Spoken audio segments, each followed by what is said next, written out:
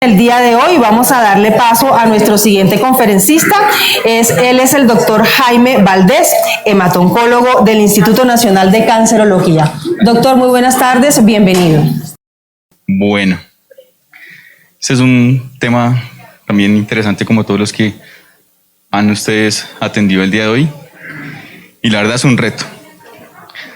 Un reto grande porque pues digamos que muchos de los pacientes llegan a esta instancia como una opción última curativa. Entonces vamos a proceder y yo quiero que lean con detenimiento esta diapositiva. Nosotros luchamos mucho mientras tenemos la fase hospitalaria del trasplante para evitar complicaciones agudas, pero una vez en el alta hay que seguir constantemente brindando cuidados de soporte a los pacientes, ya sea un trasplante autólogo o ya sea un trasplante halogénico. Bueno, entonces, en cuanto al trasplante halogénico, tenemos que el primero que se desarrolló fue en el año 1968, ¿sí? Halogénico quiere decir pues con células de otro donante, autólogo pues básicamente con progenitores de uno mismo. Y sabemos que para muchas enfermedades hematológicas pues esta es la opción curativa, pero a su vez cada vez más está logrando cabida el trasplante en otras enfermedades no oncológicas, inclusive enfermedades benignas o incluso tumores sólidos. Cuando digo tumores sólidos me refiero a tumores de ovario y tumores germinales, básicamente en el varón. Tengan en cuenta esta es la supervivencia global, pues ahí se meten muchas enfermedades, pero una supervivencia global a 5 años de 50%, eso son medianas. La mediana estadística significa que 50% de los pacientes tienen esa posibilidad y el otro 50% se divide o 25 menos de esos 5 años o 25 inclusive más de esos 5 años. Estos datos probablemente estén desactualizados, pero esta mañana veía en uno de los slides que hay en el instituto que hubo más de casi como 3.000 trasplantes en el 2017 en Colombia. En la unidad donde yo trabajo, más o menos en promedio se hacen como unos casi 40, 50 trasplantes al año, diría más o menos, de progenitores hematopoyéticos, es decir, lo que la gente conoce como médula ósea, ¿de acuerdo? Pero a su vez, el último renglón de esa diapositiva me interesa muchísimo porque a su vez, en la medida en que trasplantamos más, mayor riesgo de efectos tardíos a largo plazo también podemos tener, ¿de acuerdo? No son terapias inocuas, pero con un potencial curativo, ¿de acuerdo? Y en cuanto a efectos tardíos, pues esa es la definición que logré encontrar a prepararles a ustedes esta charla que me pareció muy bonita. Un problema de salud que se presenta meses o años después de que se diagnostica una enfermedad o después de haber administrado un tratamiento y pueden ser causados por la enfermedad primaria o su tratamiento y que pueden incluir problemas físicos, mentales, sociales y o cánceres secundarios. Uno ha escuchado decir, y eso es cierto, que cuando un tratamiento para enfermedades del cáncer, pues uno no está pegando solamente a las células del cáncer, sino también a las células buenas. Entonces digamos que eso es un efecto que nos toca hacer en el seguimiento post-trasplante. Y hay que tener en cuenta que la principal causa de muerte después de un trasplante es la reaparición de la enfermedad. ¿Eso con qué tiene que ver? Pues con la misma agresividad biológica de la enfermedad, en la cual el trasplante pues no le sirvió. Pero a su vez a largo plazo la supervivencia se convierte un poquito compleja, sobre todo en trasplantes halogénicos de otro donante, y esa es la enfermedad de injerto contra huésped, que puede ser aguda durante los primeros 100 días o crónica y a veces unas que se sobrelapan. Las infecciones, supremamente importante, algunos de los pacientes las viven inclusive en los tratamientos de quimioterapia antes de llegar al trasplante. Y la aparición de segundas neoplasias, que ya lo volví a mencionar por segunda ocasión en la charla y es bien interesante. Otro punto importante son las enfermedades pulmonares y cardiovasculares. Yo voy a ser escueto, pero la enfermedad cardiovascular mata más gente en el mundo que el propio cáncer. Y eso no se nos debe ir de la cabeza. ¿Por qué? Pues porque nos descuidamos y finalmente los factores de riesgo que llevamos, genéticos y ambientales, nos cobran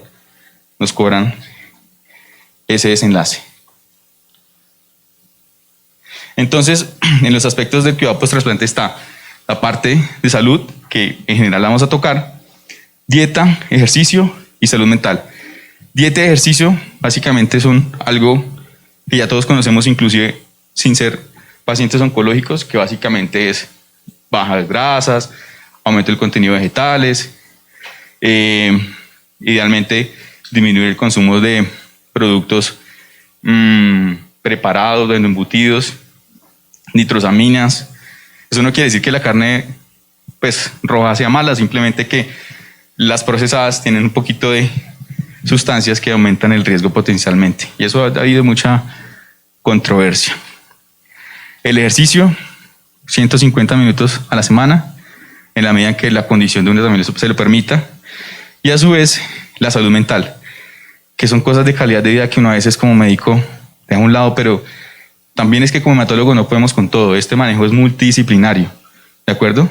Entonces no solamente es en la consulta del hematólogo mirando por la enfermedad, sino también nos apoyamos en otras especialidades. ¿Y por qué nos dan infecciones en los pacientes post-trasplante? Pues primero tenemos que colocar medicamentos para evitar el rechazo del injerto, que son las células progenitoras, y a su vez predisponen el riesgo de complicaciones, es decir, para tratar de aplacar un poquito esa interacción o tolerancia inmunológica, pues a su vez también estamos aplacando las células que nos defienden. Y en ese contexto, pues el riesgo de tener complicaciones infecciosas e inclusive potencialmente fatales, pues van a incrementarse. Durante los primeros días de haber recibido una quimioterapia para un trasplante, tenemos riesgos de complicaciones. En general, las defensas van a bajar, como cualquier ciclo de quimioterapia de alta intensidad, y a su vez el daño pues de barreras protectoras como la mucosa, que va desde la boca hasta el ano, ¿sí?, se van a ver afectadas, y eso aumenta el riesgo de infección. Tenemos 2 kilos de bacterias con nosotros todos los días, y si hemos recibido quimioterapia previamente, pues probablemente hemos recibido antibiótico porque hemos tenido infecciones, y a su vez esas bacterias pudieron haberse convertido en resistentes. Entonces finalmente a eso es lo que le damos todos los días.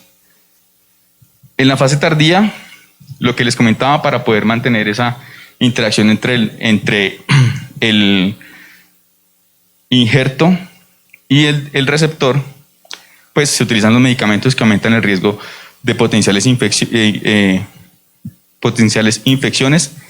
El tratamiento prolongado con esteroides, que es uno de los pilares fundamentales, lamentablemente, pues cada vez sale más evidencia de otros medicamentos que se utilizan con el objetivo de que se disminuya la necesidad de esteroides, pero siguen siendo el pilar fundamental del tratamiento de la enfermedad de rechazo en el trasplante de médula ósea. Por diferentes factores biológicos e inclusive de las mismas enfermedades, la reconstitución inmunológica tardía, ¿sí?, es como cuando ustedes, lo mismo que un injerto en básicamente lo que conocemos comúnmente son las plantas, pues no pegan bien y se demoran en volver a sacar sus hojitas, sacar sus flores. En este caso hay injertos también que se comportan de esa manera. Y lo otro puede ser que de pronto tengamos un número normal de células, un cuadro hemático perfecto, pero no funcionan bien, y eso también puede suceder, ¿de acuerdo? Y eso puede suceder de manera tardía. Entonces fíjense también básicamente que hay que tener esos cuidados, y de eso nos vamos a encargar en cada consulta, en cada control que los veamos. Quiero quedarme aquí un momentico, y básicamente lo otro son las inmunizaciones, las vacunas. Yo creo que de pronto pudieron haber tocado ese tema durante el día, pero es un tema grande. En general, hay que volverse a revacunar, sea un trasplante autólogo, sea un trasplante alogénico. En promedio, la efectividad de los anticuerpos se pierde hasta un 25-75% en algunos casos, y en la medida que va pasando el tiempo y es halogénico, hasta el 100%, o sea, quedamos indefensas contra neumococo, hepatitis B, polio, ¿sí? Entonces hay que volver a revacunar. Inicialmente hay controversia de que vacunas vivas no se deben colocar, pero pues probablemente con el tiempo la evidencia, así como con la pregunta del imatinib, se va decantando y pues van saliendo nuevas guías y datos que nos pueden dar esa luz. Listo. Otro tema importantísimo en cuanto a la primera parte, que era salud, y es la función tiroidea, que se puede llegar a ver afectada hasta en un 25% de los pacientes, es decir, 1 de cada 4, ¿sí? Y cuando vuelvo y les hablo de esto, son probabilidades, porque yo no les puedo dar datos exactos, ¿sí? De eso se trata eventualmente la medicina, es un arte, no es una ciencia exacta. Pero eventualmente algunos factores de riesgo, como por ejemplo lo que dice TBI, es básicamente una terapia de irradiación corporal total. Pueden producir problemas de función tiroidea, pero pues generalmente hacemos seguimiento rutinario también. Entonces, la idea de esto es detectarlo tempranamente y poder hacer una intervención también de manera temprana. Hay ocasiones eventualmente que los otros tipos de hormonas diferentes a la tiroides también se pueden ver afectadas, y eventualmente en cada caso particular podemos hacer un seguimiento individual. Y esto es muy importante, lo trajen ustedes, me perdonan en inglés, pero básicamente es las preocupaciones que existen con la salud sexual, ¿de acuerdo? Y es algo muy importante, porque a veces de pronto no nos dicen, o de pronto ya cuando se acabó la consulta, doctor, es que ¿quién? No, eso no tiene que pasar, ¿de acuerdo? Entonces, mientras nosotros tengamos acceso a esta información, podemos brindarle atención, ¿de acuerdo? Fíjense que eventualmente hay problemas a partir del deseo. Pues uno con una quimioterapia de la fatiga, la náusea, no va a querer nada. Dificultades en la excitación, infertilidad, cambios hormonales. La mayoría de los pacientes con trasplante quedan infértiles, la mayoría. Porque tengo casos que habían llegado con el niño para el baby shower. Pero pasa, eso es esporádico, menos del 1%, pero puede pasar. Función básicamente porque la manifestación de la enfermedad de injerto contra huésped puede producir resequedad y atrofia en los genitales femeninos, también básicamente en los genitales masculinos, y hay diferentes factores que pueden afectar también el orgasmo en general, el deseo sexual por enfermedades de injerto contra huésped crónicas, fatiga, debilidad e infecciones. Entonces, es un punto aparte que casi nunca tocamos y que gracias a esta invitación, pues puedo volver a retomar para contarles a ustedes que nos cuenten todo. Otro punto importante también es la densidad mineral ósea. Como les decía, algunos tratamientos que reciben los pacientes pueden provocar pérdida de la densidad mineral ósea, y eso básicamente conlleva a riesgo de fractura. En general, una de las enfermedades que más trasplantamos es el mieloma múltiple. Y de los pacientes con mieloma múltiple, pues la afectación ósea en nuestro medio es una de las principales, digamos que, formas de presentación de la enfermedad. Entonces, pues, eventualmente, la enfermedad más el trasplante, eventualmente puede presentarse tasas de fractura, inclusive después, sin no querer decir que eso sea progresión de la enfermedad. Entonces nos toca estar muy pendiente. La mayoría de los pacientes salen suplementados con calcio, vitamina D, sobre todo los halogénicos. Perdón, doctor, lo que usted está hablando es para los que han trasplantado nomás. Sí, trasplante. Perfecto. Y básicamente una incidencia de osteoporosis casi del 50% al año y medio después del trasplante. ¿De acuerdo? Esto pues básicamente, ¿cómo puedo yo? Bueno, ahí les pido excusas, pero pensé que podía agrandarlo. En la parte de allá están factores de riesgo pretrasplante, la edad, si la paciente se trasplantó antes o después de la menopausia, si hay uso de esteroides, como les decía anteriormente, si hay antecedentes de densidad mineral ósea baja previo al trasplante y antecedentes incluso de osteoporosis. ¿De acuerdo? Antecedentes de fractura osteoporótica y Pues básicamente la dieta balanceada, siempre importante, establecer medidas generales de evitar el tabaquismo, limitar el consumo de alcohol, el suplemento de calcio y vitamina D, y definir eventualmente si alguno de los pacientes, que probablemente lo hacemos, digamos que la mayoría de las veces, medicamentos antirresortivos como los bifosfonatos. Esa es otra terapia. Y hay otras más. Hay inclusive algunas que no están disponibles. En las mujeres, la suplementación hormonal también es un factor que tiene igual pues sus bemoles, pero que también ayuda a mejorar la salud ósea. Y nosotros evaluamos una cantidad de exámenes cada vez que les pedimos: calcio, fósforo, vitamina D, tiroides, riñón. ¿De acuerdo? Eso siempre lo hacemos en los controles, sin eventualmente, o con alguna frecuencia, dependiendo de cada cual. Vuelvo otra vez a la parte cardiovascular, y es que es muy importante. Uno, con la quimioterapia que coloca para los trasplantes, produce un daño en un órgano del cuerpo que se llama endotelio. Cuando nos enseñan en fisiología, los médicos nos dicen: ¿y cuánto mide el endotelio? Como 9, 10 canchas de fútbol.